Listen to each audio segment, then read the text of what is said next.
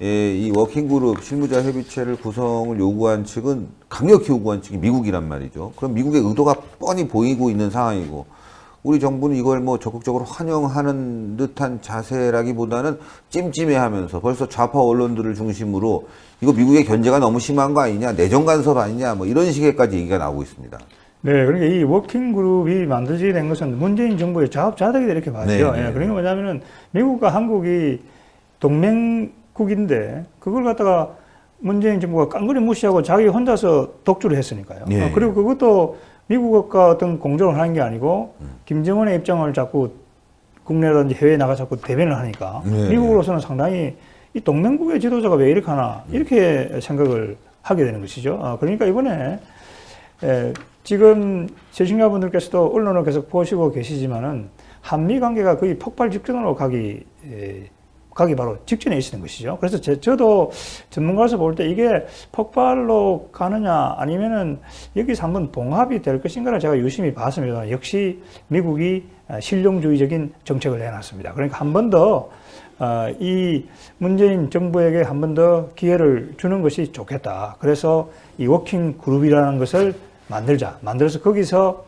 남북한 사이에 진행되는 모든 문제들을 사전에 논의해야 되겠다. 또 왜냐하면은 여러분 지난번에 아시다시피 통일부가 개성공단 사무소를 개보수를 할 때 그거를 원래 예산보다 100배 이상 더 쓴 거 아닙니까? 그러니까 그쵸. 미국이 그런 걸 보니까 이 한국에는 이 위원회가 있지만 이거는 전부 다 꼬무도장이고 전혀 이거는 견제 장치가 없다.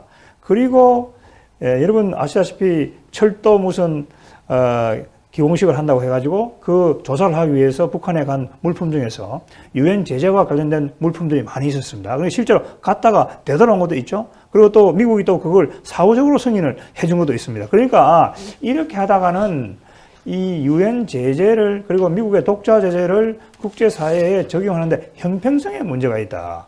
당연히 그렇게 되겠죠. 그러니까 한국만 이렇게 사후적으로 봐주고 다른 나라는 제재를 강하게 하고 있는 상황이거든요. 그러니까 미국으로 봐서는 이것은 이 유엔 제재를 적용하는 형평성의 문제가 있기 때문에 이렇게 해서는 안 되겠다. 그래서 미국이 사실은 한쪽 그 언론 쪽에서 지금 말씀하신 대로 미국 정부에 대해서 비판을 하고 있죠. 그러니까 미국이 이런 워킹그룹을 구성하게 된 것은 외교적인 부담을 안고서 이런 결정을 한 겁니다. 그만큼 한미 관계가 거의 파국 일보 직전으로 가고 있었기 때문에 미국이 이런 결정을 하게 된 것이고, 그 다음에 실장님께서도 말씀하신 대로 로버트 팔라디노 하는 국무성 부대변인이 한국 정부보다 먼저 그냥 와싱턴에서 일방적으로 발표를 하는 그러한 방식을 취했다. 이렇게 보시면 되겠습니다. 스티븐 비건이라는 사람이 특별대표가 청와대를 방문할 때 사진을 보셨죠. 예. 한국 지도를 가지고 들어갔습니다. 지도를 가지고. 실제로 지도를 가지고 들어갔다고 하는 것은 예를 들어서 남북 군사 분야 이행 합의서라고 하는 것도 전혀 사전에 미국과 논의가 되지 않고 한국군뿐만이 아니고 미군의 작전, 한미연합 작전이라는 것을 다 막아버리기 때문에 이게 상당히 문제였다. 그래서 아마 이번 미국이 실무 협의체를 구성하면서 이런 생각을 한 것으로 보입니다. 군 쪽은 한미연합사가 구성이 돼가지고 한국군과 미군이 긴밀하게 협조를 하고 있는 것이죠. 그러니까 미국이 한국군이 뭘 하고 있는지에 대해서 충분히 알고 있는 것입니다. 그런데 이번에 문재인 정부가 들어서 보니까 이게 북한하고 군사분야 협의서를 체결한다. 그러면 공동선언을 체결한다. 남북 협력을 한다. 철도 사업을 한다. 이런 것들에 대해서 미국과 전혀 알려주지 않고 협조도 아주 불성실했던 것으로 보입니다. 그러니까 이번에는 미국이 이렇게 해서는 안 되겠다. 그래서 그렇죠. 역시 미국이 강대국으로서 세계의 제국적인 위상을 가지고 있는 국가로서 한국처럼 이렇게 문제를 일으키는 정부, 국가들을 다뤄본 적이 한두 번이 아니거든요. 그러니까 이번에 제가 외국 언론을 보니까 워싱턴의 싱크탱크들이 이런 걸 주문했다고 합니다. 문재인 정부가 고삐 풀린 낭아지처럼 저렇게 뛰어다니니까 코리아 전략 그룹 같은 걸 만들어야 되겠다. 한미 전략 그룹 같은 걸 만들어야 되겠다. 그렇게 아마 이 워싱턴에 있는 싱크탱크들이 정부 쪽에다가 조언을 한 것으로 알려지고 있습니다. 그래서 그것이 실무 협의체로 구성이 되었다. 그리고 제가 한 가지 더 말씀드리고 싶은 것은 여러분 그 언론 보도를 보시면 어저께 한국 국방장관하고 미국 국방장관이 워싱턴에 만나가지고 한미연합사를 대체할 미래형 한미 연합사, 그리고 네. 전시작전 통제권을 우리가 가져온다. 그렇게 해서 그 미래행을 만든다고 했습니다. 여러분들 그 안을 보세요. 그 새로 만들어지는 거기에 사령관이 한국군 사정장군이 하고 미군 사정장군이 부사령관을 한다는 거예요. 아, 근데 제가 볼 때 그것은 도대체 납득할 수 없는 것이죠. 아니, 한미 연합사가 되어 있는데 이 첨단 무기를 훨씬 그리고 많이 가지고 있는 미국, 그리고 그 군사력이 더 강한 미국이 사령관을 해야지. 그보다 힘이 약한 한국이 그 위에 올라가지고 사령관을 하겠다. 그러니까 미국의 입장은 그래, 한국이 하고 싶다고 하면 해라. 라고 하는 것이 이제 미국의 입장인 것이죠. 그렇지만은 그 한미 국방장관에서 확실히 하게 된 것은 주한미군 철수는 없다. 없다. 그리고 이 군사적인 문제에 대해서는 철저하게 협조를 해 나간다.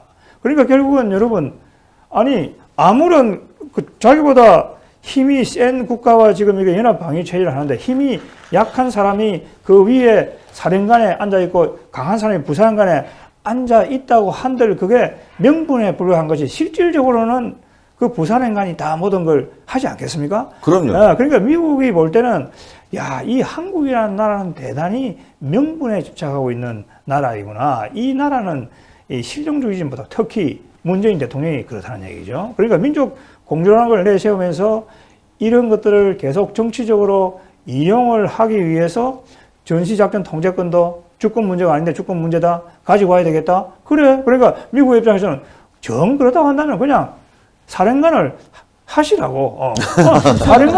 사령관을 한들 말이죠.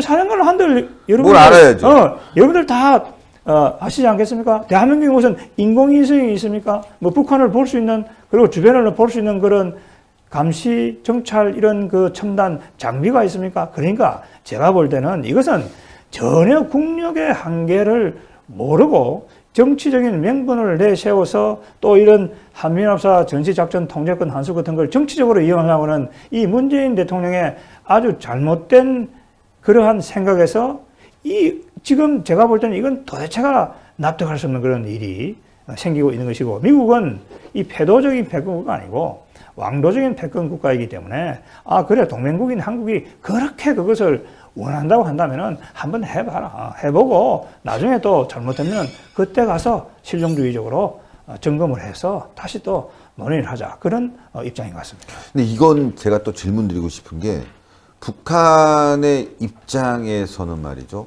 황당했을 거예요. 전시작전권 이야기하면은 그래, 미군이 나가는구나, 한미연합사가 해체되는구나 이렇게 알았는데 이거 뭐야. 해체는커녕 그냥 부사령관으로 내려앉고 그대로 놔두겠다.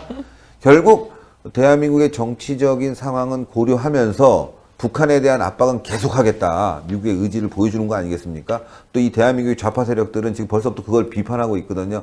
왜 부사령관까지 내려가고 있느냐, 이왕 하려면 해체시켜버려야지 라고 얘기하는데, 미국이 미리 알고 있는 것 같아요. 북한의 전략을 알고 비핵화 과정에서 계속 한번 압박을 강하겠다. 특히나 대한민국에서 미군이 철수한다는 건 동북아시아의 중국을 견제함에 있어서 상당히 약화되는 요인 아니겠습니까? 그렇습니다. 그러니까 지금 말씀하신 대로 북한이 기대한 거하고는 전혀 다른 방향으로 가는 것이죠. 주한미군 철수는 안 된다. 그리고 한미연합사도 해체되는 게 아니고 그대로 유지가 되는 것이죠. 유지가 되는 것이고 사령관 위치만 바뀌는 것이고. 그리고 제가 볼 때 여기서 한 가지 말씀드리고 싶은 것은, 이 문재인 정부가 누구한테 배워야 되냐면 박정희 대통령한테 배워야 됩니다. 이 한미연합사가 1978년에 창설이 될 때 이렇게 됐습니다. 미국이 한미연합사령관, 미군 사령관을 여러분 중장으로 하려고 했습니다. 지금 미국에 있는 주일 미군 사령관이 별 3개입니다. 중장입니다. 그렇죠. 네, 그러니까 박정희 대통령이 이 한국 한미연합사의 위상을 높이기 위해 가지고 어떻게 했냐면, 그때 박정희 대통령이 그럼 한국군 장성이 부사령관을 한다고 한다면은, 그래, 그러면 한국군 장성을 별 4개로 임명하겠다 해서 대장으로 보임을 한 겁니다. 대장으로 보임을 하니까 미국이 별 3개를 보낼 수는 없는 거거든요. 그래서 이 한미연합 사령관이 사성장군이 되는 겁니다. 그러니까 이 일본이 원래 사성장군이 돼야 될 텐데 훨씬 더 거기가 전략적으로 중요하니까요. 그런데 박정희 대통령이 그때 나름대로의 전략을 고안한 겁니다. 해가지고 그래, 그러면은 한국군 장성이 부사령관을 한다고 한다면은 이 한미연합사의 위상을 높이기 위해 가지고 한국군 부사령관을 사성장군으로 보임을 하겠다. 그렇게 하니까 미국이 삼성 장군을 보임하려다가 할 수 없이 사성 장군으로 보임을 하게 된 겁니다. 그렇게 해가지고 지금 한미연합 사령관이 태평양 사령관과 마찬가지로 사성 장군이 여기 지금 와 있는 겁니다. 그만큼 한미연합 사의 위상이 높아진 것이죠. 그러니까 미국과의 협상을 해서 나름대로의 국가 이익을 이렇게 실현시켜 나가려고 한다면은 박정희 대통령처럼 그런 어떤 전략적인 마인드를 가지고 이렇게 해야지, 그걸 갖다가 같이 사성 장군인데 힘도 없는 나라를 갖다가